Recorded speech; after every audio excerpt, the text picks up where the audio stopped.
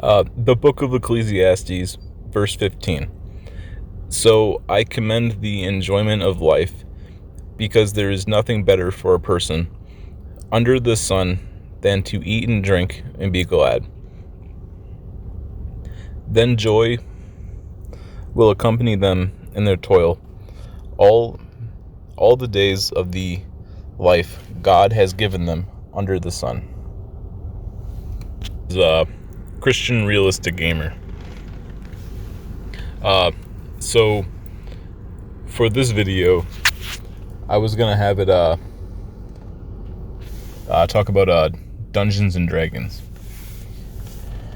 or just maybe some kind of like a tabletop RPG games, like in general. We'll try to put some kind of like a Christian, maybe some kind of a conservative perspective to this. Okay, so I found this article. I might read a little bit about this. It kind of gives me some kind of a structure to go off of a little bit. I might show a video or something here too. Let's take a look.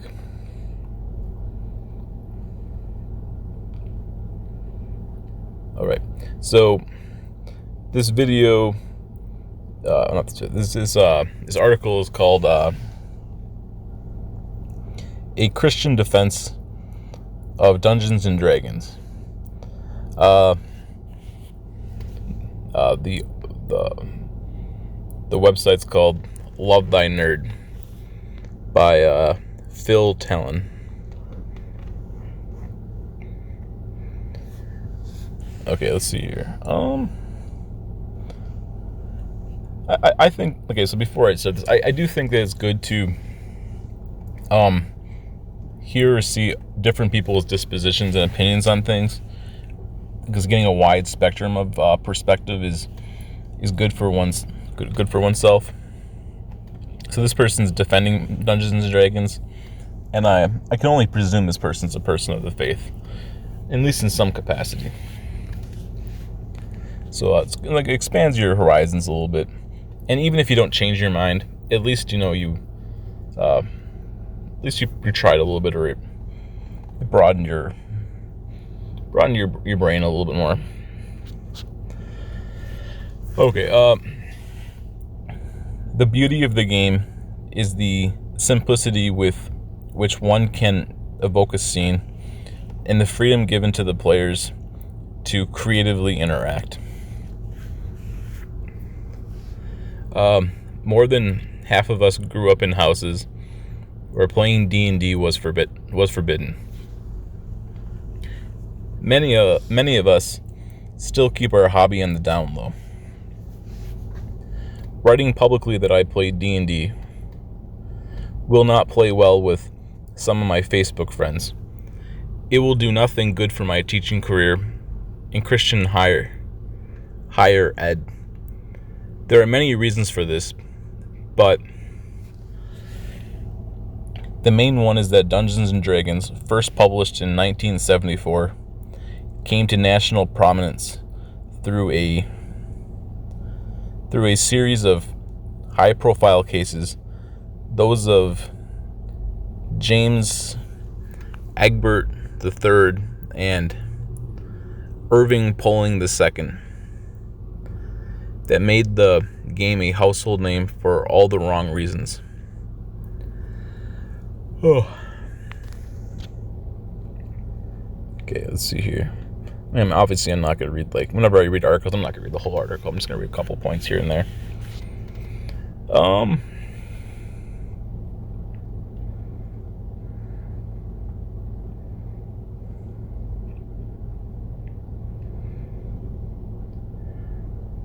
Talks about D&D grew out of historical wargaming.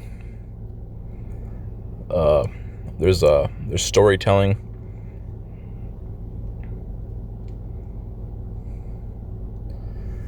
I guess they're talking about the whole I think they call it satanic panic.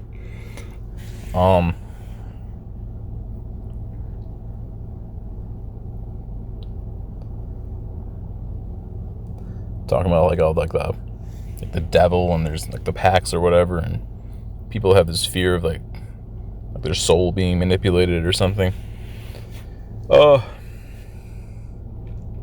Devils, black magic, occultic imagery made it unacceptable for faithful Christians.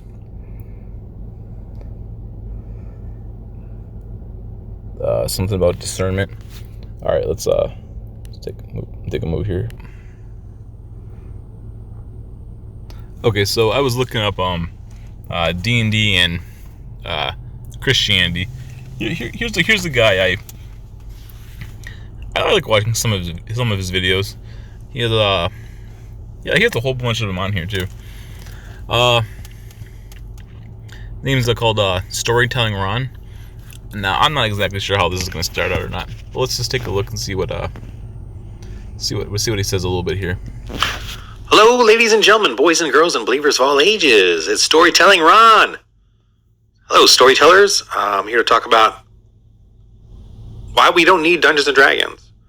And you all love Dungeons and Dragons. I love Dungeons and Dragons. We all have our experiences with Dungeons and Dragons. The early, I'm started in the late 70s. But I guess I gotta confess, I actually was into Dungeons and Dragons, Advanced Dungeons and Dragons. All my books got beat up and used quite a bit, but then I discovered, I found Spell Law from Rollmaster, or was it MERP first? Either way, I went into MERP, Middle Earth Role Playing, and was so intrigued by the Spell Law type of thing, and so I did move into that for many years. So I wasn't completely a D&D freak. Like, I never played 3 or 4. Didn't have any interest at all. I was a Role Master dude, which everyone lovingly calls Rule Master because it's so many rules or whatever.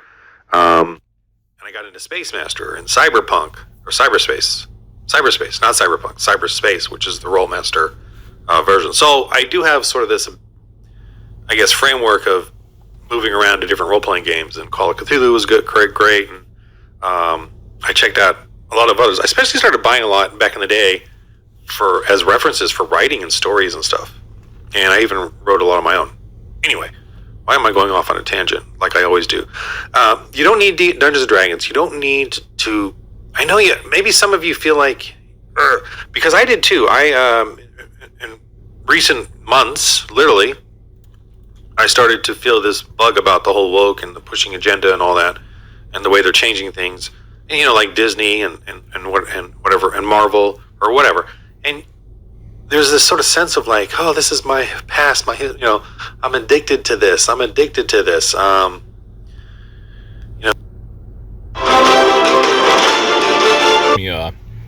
state like I normally do. There's fair use. Now, obviously, Storytelling Ron is probably thrilled that I'm talking about him with the Christian perspective. But okay, here I might give some. I'll give some of my thoughts here, but let me show this video. This is from Christian Gamer. I know I talk about him occasionally. These are some people that I like. I watch them sometimes. We have small conversations every once in a while. Some of these people out here. It's called Christian's First Time DMing D&D. I'll just take a look here for like a minute or two or something. Can we get it wistful just a little bit? Just like, something kind of piercing the soul for just a moment. And you swear you can hear in the background. Love that. There was a better day. In Dungeons & Dragons, truly anything can happen. Should everything happen? Probably not. The idea that is a possibility and the game is malleable based on what the players choose to do, and the DM helping with that, is so crazy. But sadly, I would say that a lot of D&D or Dungeons & Dragons games doesn't happen for multiple different reasons. One, you have to find a schedule. That's kind of hard for everybody to find when you have multiple people in their busy schedules to sit down and play a game that does take hours per week. That can be really hard to do. This game also has the challenge of it's hard to have players that are able to play the game. What you need to play the game is a bit more than what you would normally expect from a normal pickup game of Uno. Aspects like your players needing to know knowledge of how to play the game not only is a big hurdle on itself, but the fact that the DM has to already know the rules, if not more than the players, is a heavy burden. And not only that, the actual playing structure and how to do it, there's a lot of pressure on the DM to run the game, to do everything perfect. And that can be off-putting for a lot of people who want to get into the game or who even wants to get into DMing as a dungeon master. For me, no price, you're a Christian gamer. That was one of the biggest hurdles for me, was the pressure of I don't want to mess up or fail my players. I understood through watching. Alright, let's see here. I don't know if it's labeled at all. What could I find? Sometimes he gives his opinions. Let's see if I can find something in here. Halfling, because I was like, this would make it different and have him feel more part of the fight. So I decided to add a egghead kind of near him, and kind of hinted at it being close by having like, oh, you, while you're holding an action and reddening, you kind of hear by the side the cart kind of shift, because they can be underground burrowing. And so I was doing a lot of that and slowly had the creature say so. The halfling did. It did kind of went bad because I was like, well, the creature's not going to let go of the halfling. He's going to keep eating it. And so doing damage to the halfling meant that he's losing death saves. Technically, it's 2 failed death saves. I don't like that. I think it's dumb. I like the idea of like, hey, depending on the damage. So if it's high damage, there's a high enough flesh threshold. If it does it, then that will be 2 saves or 2 fails. But like normal, just a normal attack, so like a normal just stab. Barbarian afterwards, after the session, he was also saying that he might have this character retire, the Barbarian, because that was his kind of only stitch to the party, or to the campaign, was that like this person. And so he was talking about how he might want to make him a monk to stick with the statue he made at this point of this grave site for this halfling. It's a really touching moment, and story-wise it made sense. So we're in a weird spot. Basically, it was a TPK in a lot of sense, at least for the adventure. So that means new characters, because they want to keep playing this campaign. This is a part where you could always be like, all right, we're done. Cool, that was fun. If only we knew what would happen, which is definitely a viable solution. I like that plan, but also they are going to just do the whole, hey, we're going to make new characters, which is also fine. Fun times.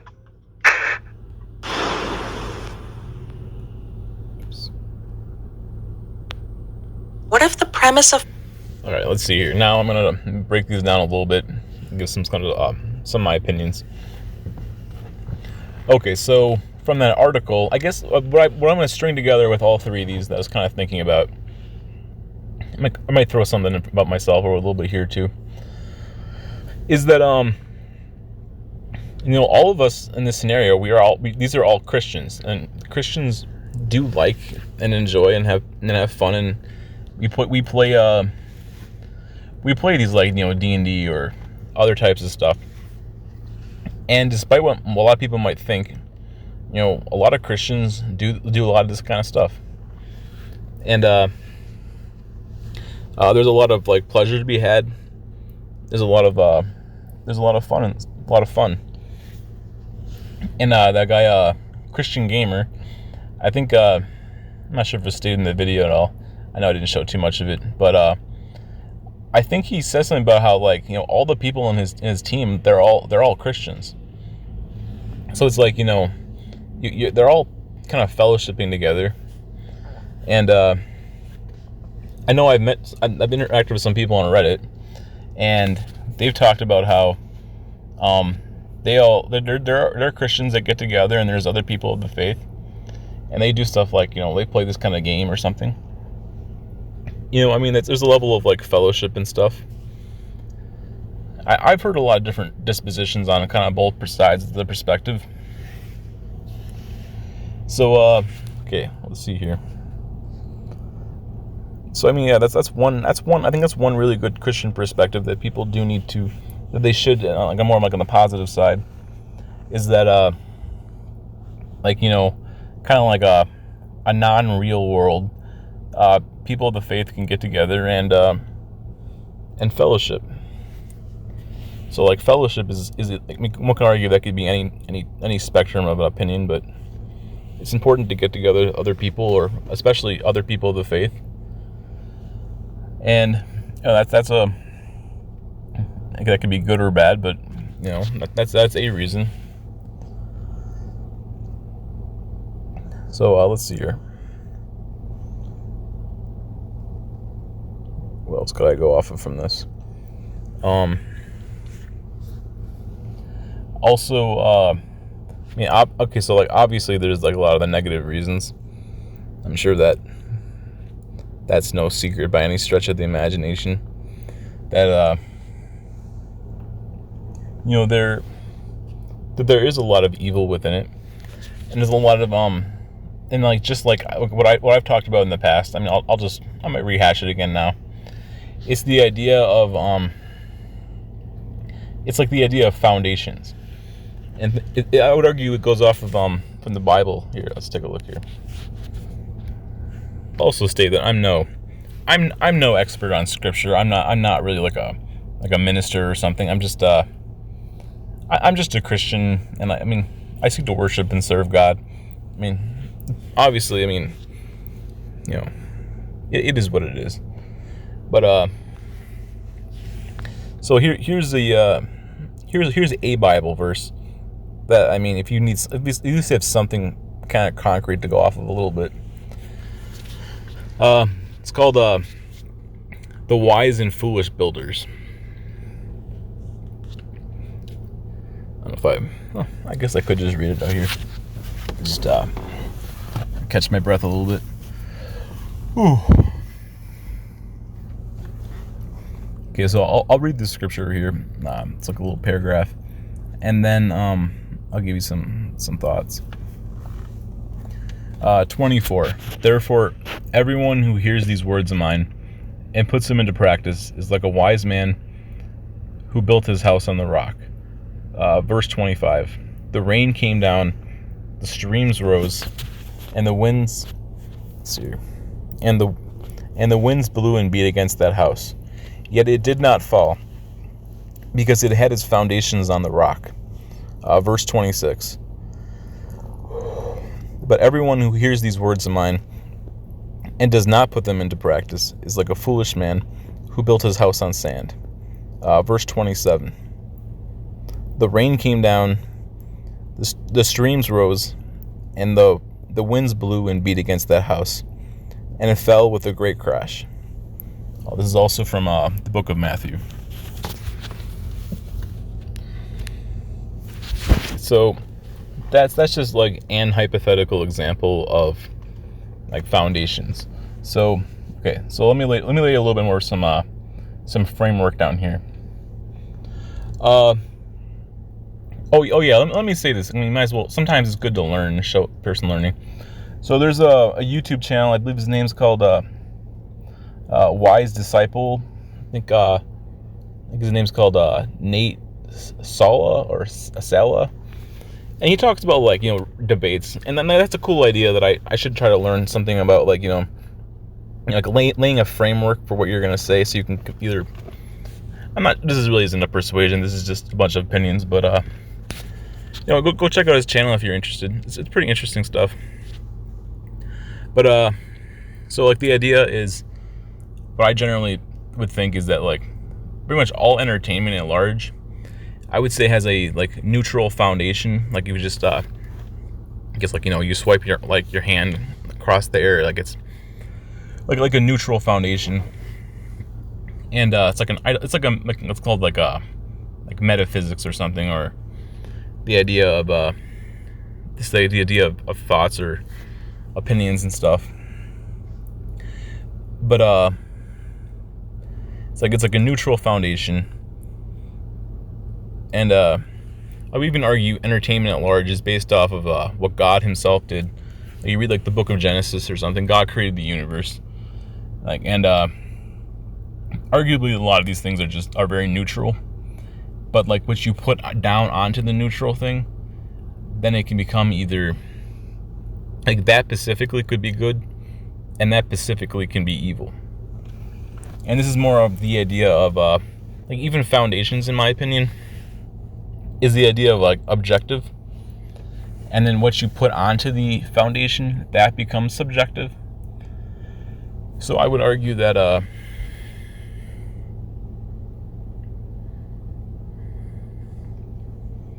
so like this is a so this is where a lot of people might get like either mad, or they get this is where a lot of like the whole like spiritual warfare conflict strings up from, is the subjectiveness.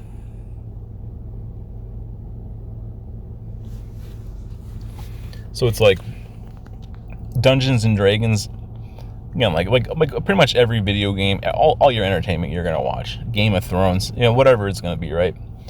It's a neutral foundation, so you lay that foundation down. So like D&D, like what are some of the things that are prevalent in D&D? Well, you got a lot of good things, and you got a lot of evil things you put in there. And one of them is the basis of like paganism. You got your magic systems. You got your witchcraft. You got your that's quote unquote so-called gods. You got a lot of really some really negative, like deep evil stuff, right? And I mean, you also got a lot of things that could be good. There's a lot of things that are neutral. But again, part of the foundation, like the foundation defines what something is or what something isn't, or what it can be, or whatever you're going to do. So like this is also what it comes down to, things like the whole discernment, like, having using discernment. And here is the, here's where a lot of the problems really, this is where, like, you can see the objective realities. Like, you can objectively break everything down into if you're neutral about it, you can just break everything down into like what it is and what it isn't. But when you string them all together and you build, play, and implement a system, it could be Dungeons and Dragons, it could be the video game versions of Dungeons and Dragons.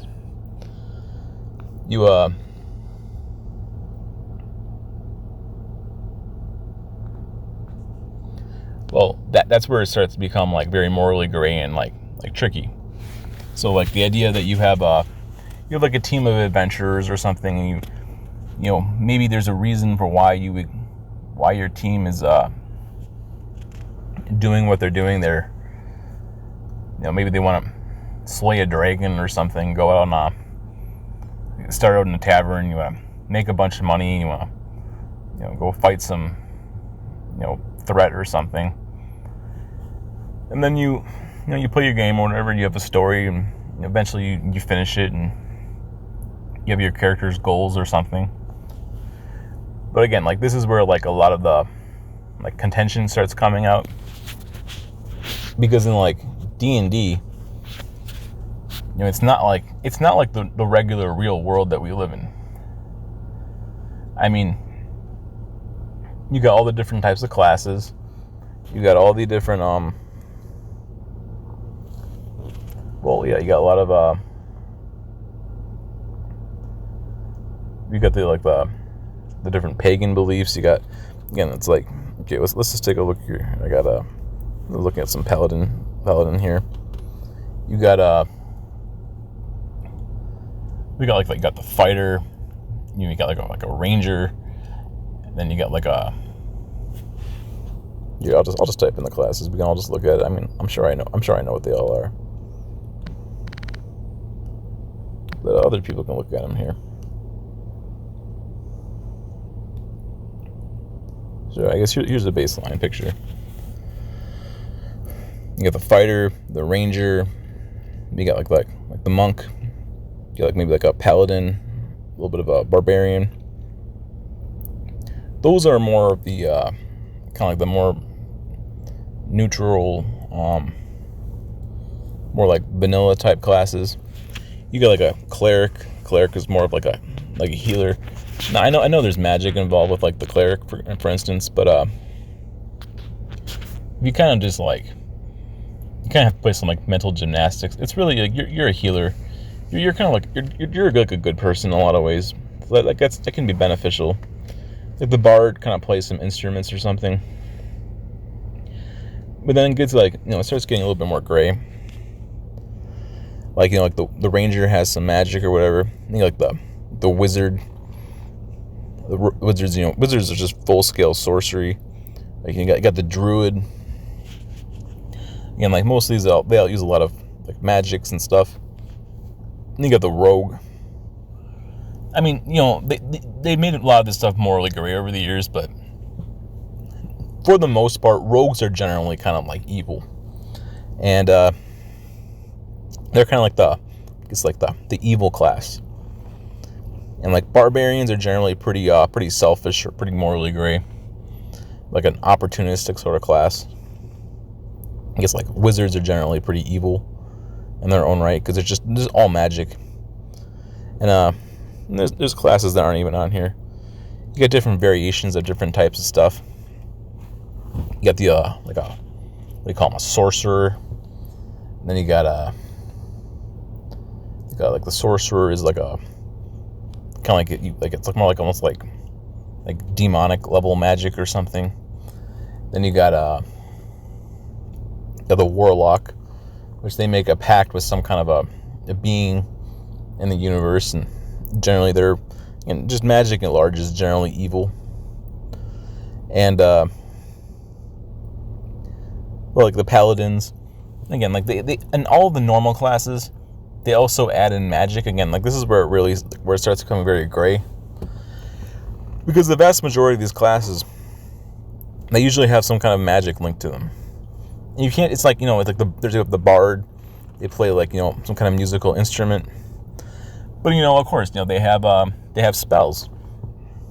All these classes, like the smites and stuff. The paladins use magic. The clerics use magic.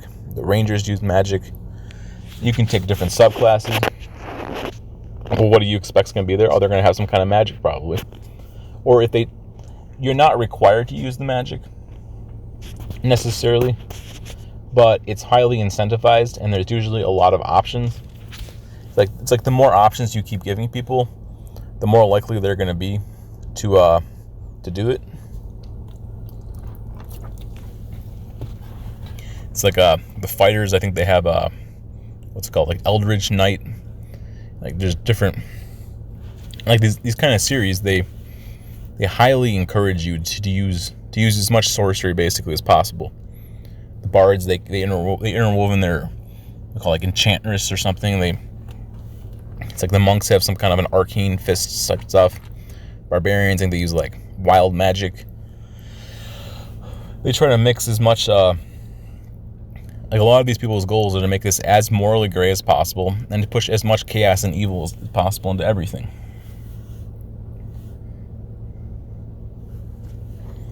And it's like, they all have different types of classes. There's different types of stuff, but it's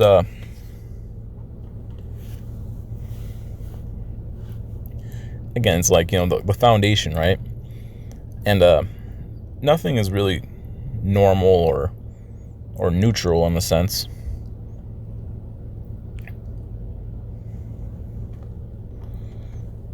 It's like they gotta, again, like one of the foundations is magic. That's generally, I would say, the vast majority of fantasy at large, like their foundation is magic. Here's another list. They got like an artificer. You got like the tinkering of stuff. But guess what they use for tinkering? They use more magic. And again, as a Christian, God condemns and forbids the use of, I would argue, just anything linked to magic. And just having like really any kind of like association and like a real sense, especially like you read like the Old Testament or something, God forbids it and he condemns it. He puts people to death. Like he hates magic. He hates everything linked to it too. There are it can become very gray at times, but really anything linked to it is considered evil. And as a Christian, we are supposed to, we're supposed to serve, in holiness. We're supposed to walk in a life of holiness and righteousness and goodness. We're supposed to serve God and his will and be obedient to him. And yeah, I would argue probably like the number one major reason you need to be careful about, you know, fantasy at large, especially of anything else, is because of the magic. I think people, there's a whole bunch of different names for all this stuff. They got a lot of people will call it witchcraft. There's different variations of all the different types of stuff you can use. And you know, there's like the manipulation of souls. It's called like I wouldn't even pronounce half of these. Like anomancery, I think it's called. There's like necromancy, the manipulation of the dead. You got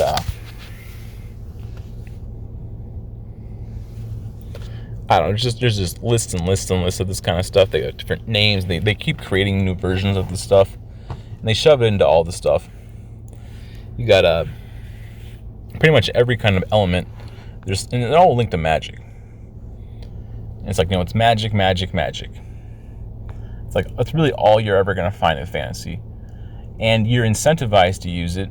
It's part of the foundation of these games. And as a Christian, this is really where it starts to become very gray. And where people start to feel like it's very wary. It's not like just like a normal, you know, tabletop game or something. You're not just playing like a normal game. Now you got how many different types of this stuff. They got the occult. It's like you got spiritualism. You got I think call them like arcane crystals. You got I mean, I couldn't even keep track of half these names.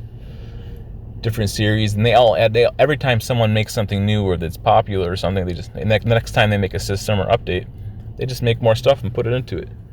From the last one, you got like summoning, you get some kind of summoning powers. You got these sort of like these rituals and stuff. Usually they mix and match this stuff too. And and it's like, you know, it's very, in a lot of ways it's very wary. Like as a Christian, it's exhausting.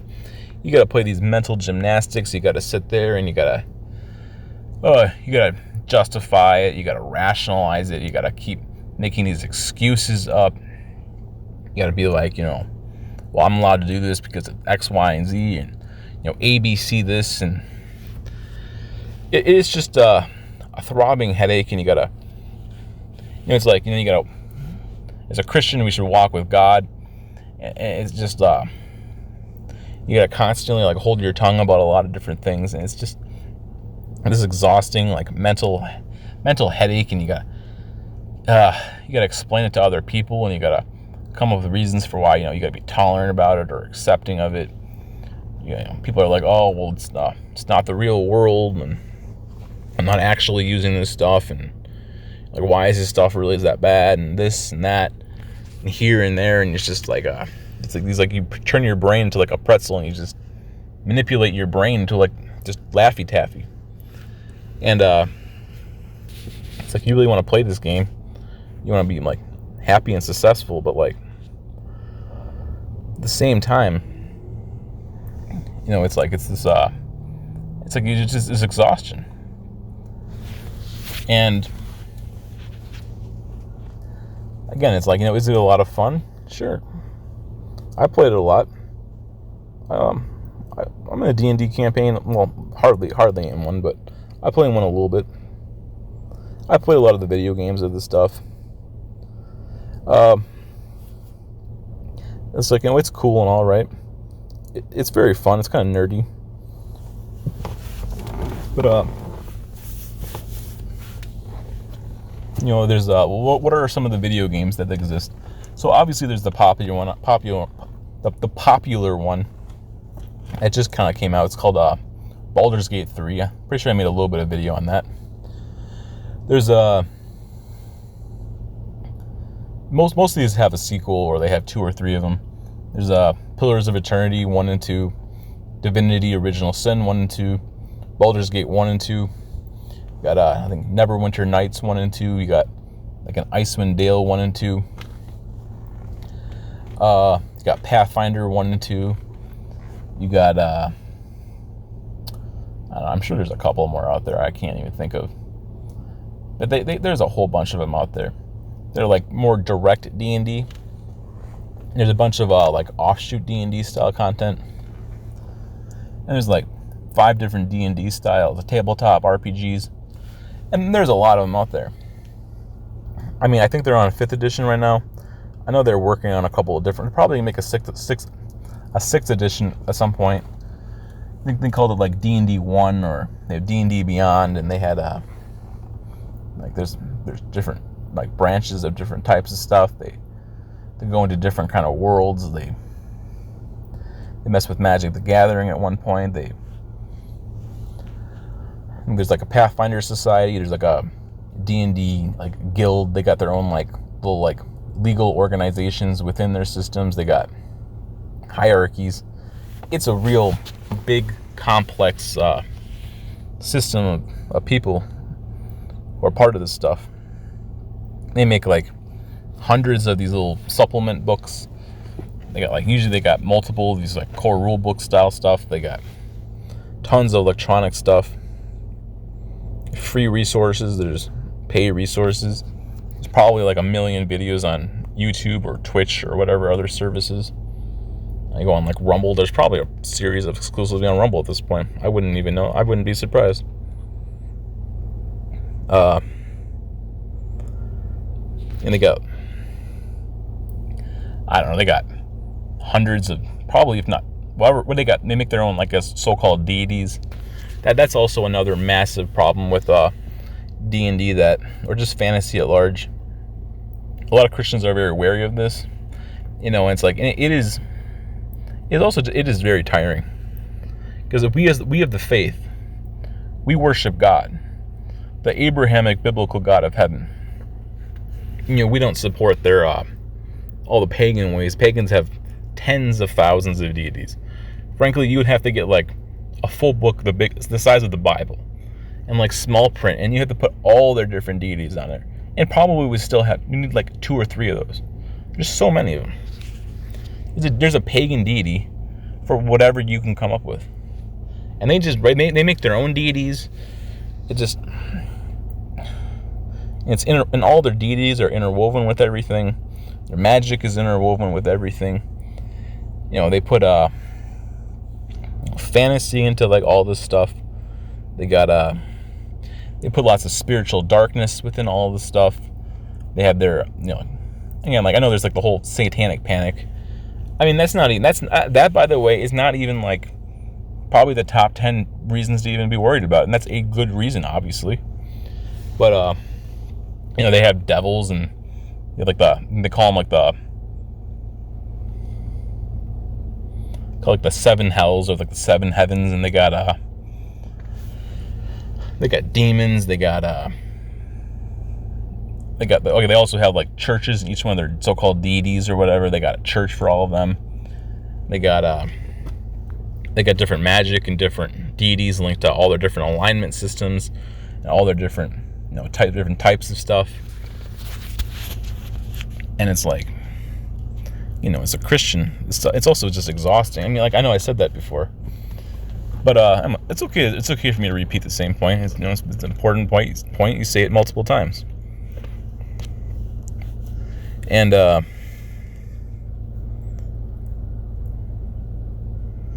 I'm sure there's a whole bunch of other stuff too. It's just like never ending.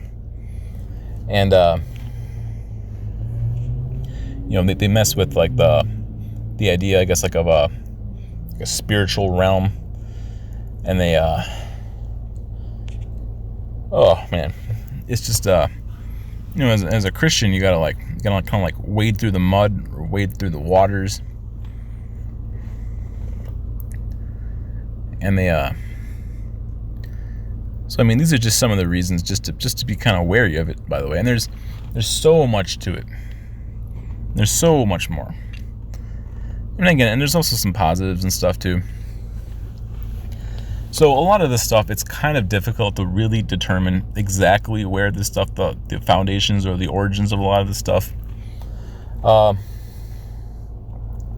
would argue in a lot of ways, D&D, at least it's like a core foundation, it's actually pretty biblical in a lot of ways.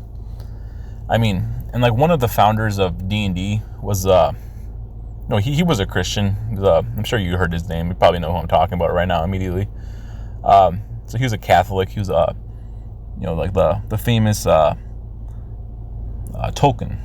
I think his name is J.R.R. Tolkien, the guy who made the Lord of the Rings.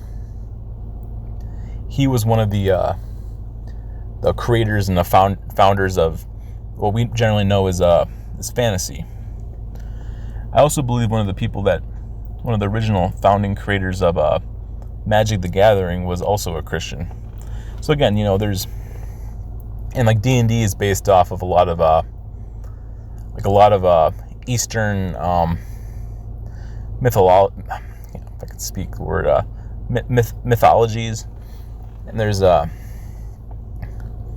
lot of what do you call it? A lot of literature. They have like Greek literature. There's Norse literature, Norse mythologies. They got I don't know, what are all the other different beliefs? There's a whole bunch of different beliefs. Some that are real, some that aren't. And again, also like, D&D is kind of like you think like a big pot, and you just kind of, pour everything that could ever be in from life and just pour it all into like one big pot and stir it together. It's kind of what like D&D starts to become, especially in the more modern times. Same thing with Magic the Gathering too. And there is also just a lot of biblical themes, or it's like inspired heavily off of, based off of God. Like you got the alignment system. God is regarded as as morally perfect, all that is lawful and all that is good, especially that is true. God himself is the standard of morality in the universe. And the opposite of who God is the bad morality. So the alignment system of Dungeons and Dragons is based directly off of God. There's a lot of biblical themes in here. Let's see here. So paladins and clerics have a deep level of biblical themes to them.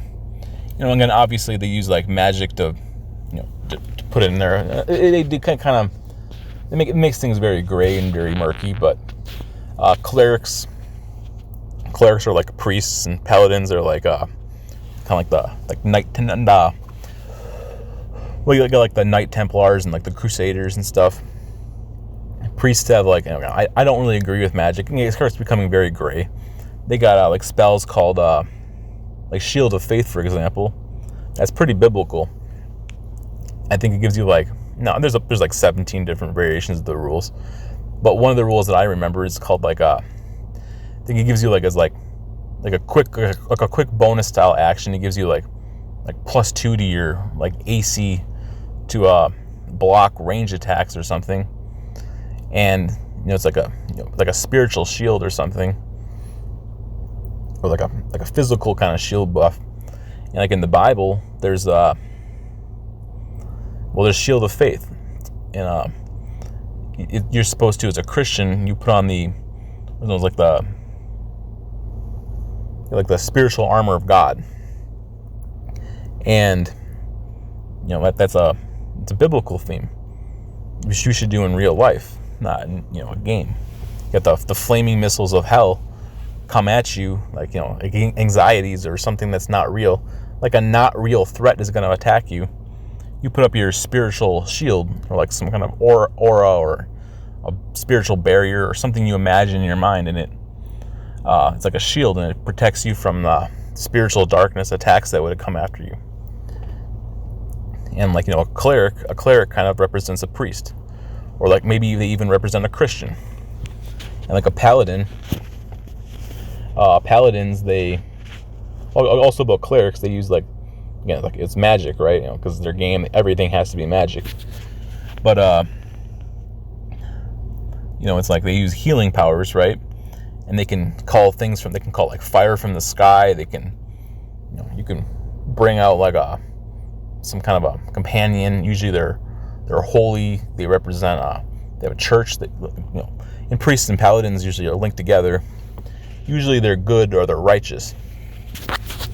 And both the priests and the paladins are very biblical. Like paladins, they have smites. Like they smite the wicked. A lot of themes, a lot of names come from like the Bible. They come from God. They have a lot of very deep biblical references. Like paladins are also kind of based off of the like if you read in the scriptures, like the New Testament, for example, you got the like the super, it's known as like the super apostle known as Paul, who once was Saul. And you got like the 12 disciples of Christ. I mean, not to blaspheme here or anything, but it's God the Son, the Lord Jesus Christ. You have examples from like the paladin, for example. They have like I don't even know what they call it. I call like powers in D&D, but they can take healing powers from themselves, and based upon a certain number of points, they can just transfer from themselves to somebody else. And that power comes from some like divine, spiritual, holy strength, like the spiritual realms. And they can heal people. They can also later on, when a paladin is really strong in his convictions, they get immunity to poison. They can dispel poison. They can remove negative status effects on people. They take when they strike at someone with a weapon, they can activate like a power of like fire and smite darkness. They fight against in the Bible, they talk about stuff like using divine spiritual weapons to destroy like the siege weapons of evil or something like that. Both paladins and clerics are very deeply biblical. Like they're inspired based off of scripture, inspired based off of real life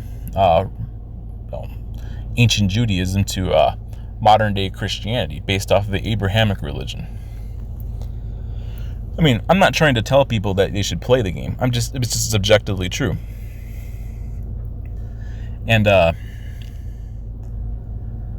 like I'm sure you've heard this story. There's King David, and he's probably a great example of something that inspired something like just video games in general. The idea of people call like RPG or RPG games or whatever. Like King David, or before he became the king, you should go out and read that story. I should read it again too.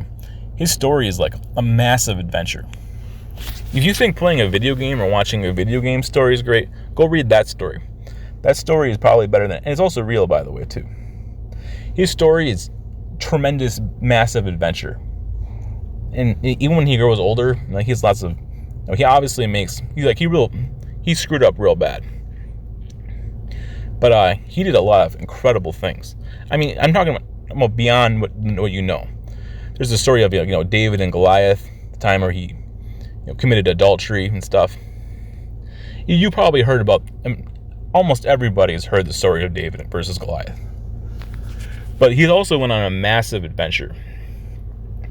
Yeah, go. I mean, I'm not gonna read it right now or anything, but go check it out. It's pretty deep and pretty intense. I would argue that inspired a lot of adventuring. Okay, yeah. So here's some. So those are some hypothetical examples of real world biblical themes that could exist within it.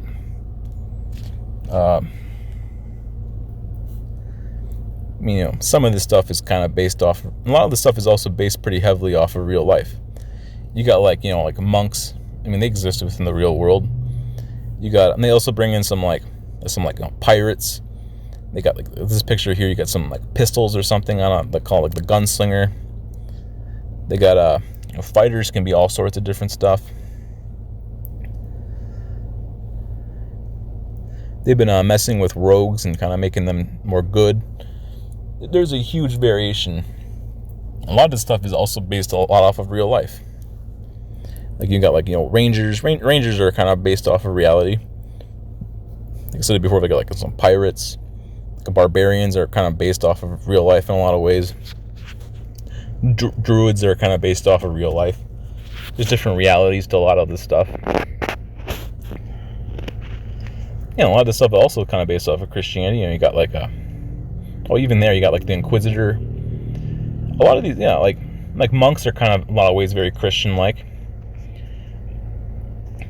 And they also got like, you know, the, like, you know, and also like, you know, druids are kind of like, they're, I don't know if I would say that they're Christian, but they're generally depicted as like, I would argue, like very morally good. They're generally people that are very good.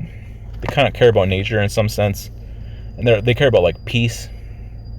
And they're based off of some people in real life. A lot of these have different. They take mix and match stuff. Let's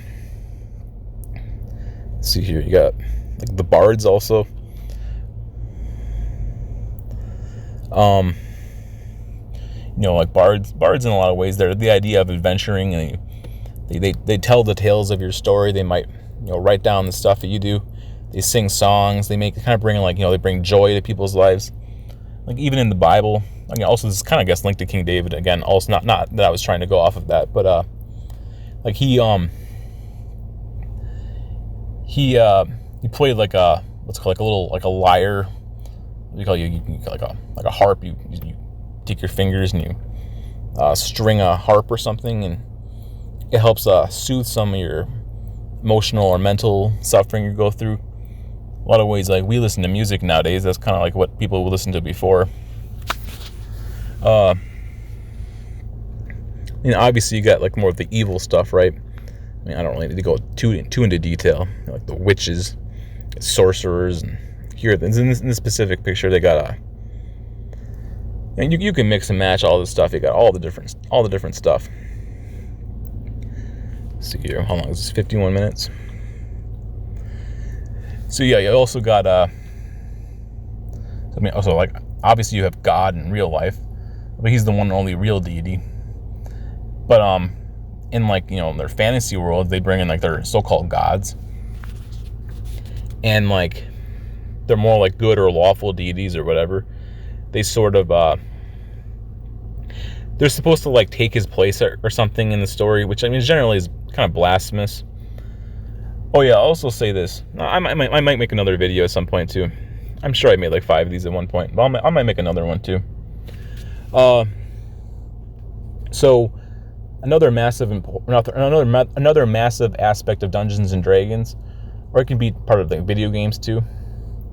Yeah, there's a neutral entity that kind of watches over the game world or whatever. It's generally people describe as being as like the game master, or like they call them like the GM, or the dungeon master, or the DM. And they are supposed to, in some sense, like a non-blasphemous way, they're supposed to represent God. So like the game master of your world, and on some earthly sense, they're kind of like God, or they represent him, or they serve him. Obviously, you know, only God is God. But,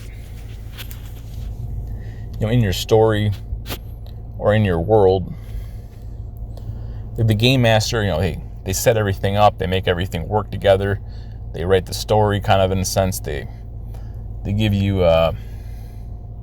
different moral choices, different events happen, they kind of determine what everything is going to happen or come about. And you know, I mean, that's the thing you should kind of be aware of in some sense. So yeah, I mean the whole series in some ways is morally gray. I'm sure what I said made it even more morally gray than it is, but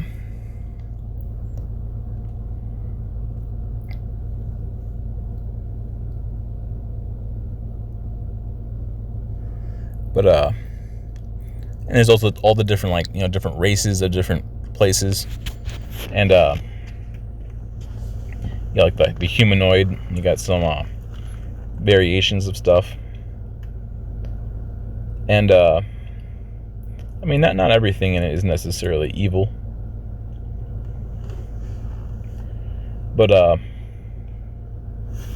yeah, I mean, hopefully this maybe gave you some ideas or threw you into even more confusion, which is probably what it really did. But yeah, like, I mean, it's obviously a lot of fun, right? I personally think you got to exercise a level of discretion. I mean, especially if you're a Christian. Here's the thing. Like, I mean, again, like, I know I say this a lot, but like, life in a lot of ways is very subjective and morally gray. And maybe you're playing in like a D&D campaign. You know, you're not the game master, right? Statistically speaking, you're probably not. But even if you were, and you got somewhere between 3 to maybe, sometimes it can be like 9 players, and you can't control these things, or maybe you don't really have any kind of say in what other people do, or people like they want, and a lot of people demand their magic and stuff. But I feel like you gotta, maybe this part's probably more like the Christian perspective, or I mean, kind of all of it is, but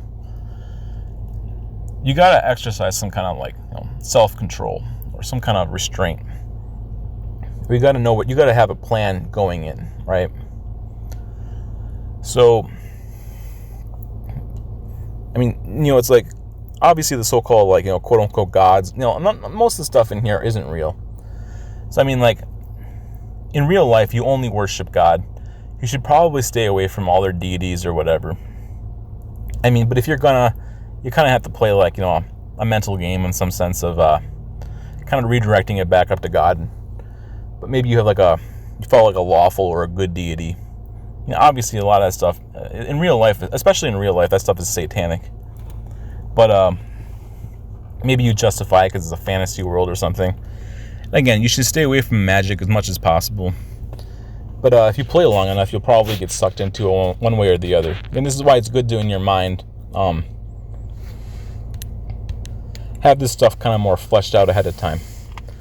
So, again, if you are going to use the magic, which in real life that stuff is generally regarded as like satanic, you know, try to find some more of like the good powers, the good healing, a bit like being like a healer, for example, or like, you know, supporting the team or something with it. I mean, again, it's a fantasy world. You probably are going to get stuck using it at some point. So you might as well come up with in your mind what you're willing to accept or not accept. Like you should try to be more of like a good character, or more of a neutral character, or more of like a lawful character. And you should try to avoid chaos and avoid evil. I mean, you know, some chaos exists and happens. Some people can become very legalistic. I mean, God is perfect and his morality is perfect, but ours is definitely not. You know, again, if you're gonna, you just try to avoid certain classes. And if you are going to play certain classes, at least have a good rationalization and justification for it ahead of time. Like, you know, maybe don't play as like the witch. Don't play as like a sorcerer. You know, avoid like necromancy or something. Or like if you're a rogue, try to be more of like a good person. Like you're maybe you know, stealth is not inherently evil, but most people use stealth for evil. Like picking locks isn't necessarily a bad thing. You know, being able to sneak around, and you can do a lot of good actually with a lot of that stuff. If you're an adventurer and there's a chest out on dungeon, your lockpicking skill or something, it could give you some loot and give your party loot or something. And that's not necessarily a bad thing, right? You know, but you can also be a rogue and, you know, just rob people blind, or use it to steal, or do some kind of mischievous darkness, and that's morally wrong. Again, there's a lot of fun adventure and stuff. Yeah, I would say definitely try to be more of a good person and try to be more lawful. You'll probably fail at some point, but just try to do a good job with that. You know, maybe try to be a little bit more vanilla, or a little bit more kind of like a baseline point of some of these kinds of things. Yeah, generally I would avoid, like, if possible, avoid like the false deities and avoid the magic. I mean, yeah, like use some of the healing powers. You know, maybe you support nature a little bit, or you sing some songs or something. Eventually you'll probably get a subclass or something. You know, I mean, this is also a good reason just to skip it all together. But again, if you did end up doing it, you know, try to try to have your character and like the lore and like written up, like try to write your character into the world in a way that you as a Christian can feel comfortable and like happy and safe. Because if something's written into the lore, it pretty much just has to be. people know you can't really defy the lore in a lot of ways. So also with like, you know, your character creation, try to find a way that you as a Christian can like write yourself into the story to make it a lot better for you and a lot less bad. Like maybe your character has like some kind of a, and you can write your character whatever you want. That part you're allowed to do. Maybe you have a problem with magic as a character. You can write a backstory about how, you know, maybe you've, I don't know, you can be creative. You don't no, you're wary of sorcery or something, or you're wary of these so-called gods or whatever, and you're skeptical, or you had some bad encounters with this stuff. Maybe you can play, you know, you can try to find some Christian themes or something from real life and try to put them into the game, even if it's not one for one, like, you know, technically true or correct. You can try to manipulate it a little bit, or just write these things into your character's background or your backstory or your family name or something. Come up with, like, you know, a list of some virtues that you want to follow. Whew. All right, well, this is over an hour, I guess, at this point. But yeah, like, I think you kind of get the idea. So yeah, like, so D&D is a pretty morally gray game. Probably my opinion, the most conservative and most wise thing you can do is probably, to be honest, is just to skip it and to find a setting that's, you know, more aligned with Christianity, or that's literally has Christianity in it. But you know, I enjoy some fantasy now and then. I enjoy some nonsense, but you know, you just got to be careful. All right, well, I might make another video. I might make another 5 videos, but all right. Also, yeah, like, there's also someone like that guy Storytelling Iran. I guess I didn't do too much about that in this video. Like, you know, he made his own Christian RPG, right? So if you want to play a game or your conscience, if you're a Christian, you want to have a clean conscience. As a matter of fact, you won't feel uncomfortable. You're going to feel like really proud of yourself, right? You're like a missionary. You know, it's not anti-Christianity. It's like a pro-Christianity. That's a great example. You know, something you can do. Yeah, so go check out his channel, or just think about it, right? Or support him or whatever. But yeah, oh yeah, also go out and, you know, consider, with a sense of discernment, go support a Christian gamer, or I think it's called Hero Scrub, or that website. Go check them out or something. All right, well, thanks. God is good.